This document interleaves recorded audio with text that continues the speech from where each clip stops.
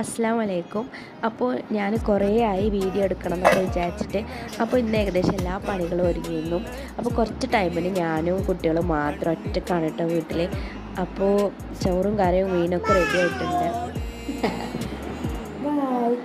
മോള് ഞാൻ video camera ഓണാക്കി കണ്ടപ്പോൾ ഓള് ബായ് എന്ന് പറഞ്ഞൊക്കെ പറഞ്ഞു നോക്കുക കേട്ടോ ക്യാമറ അപ്പോഴത്തേന് മോൾക്ക് ഫുഡ് എടുക്കാൻ ടൈമായപ്പോഴത്തേന് കുഞ്ഞിക്കാക്കും സ്കൂളിൽ വന്നത് കേട്ടോ.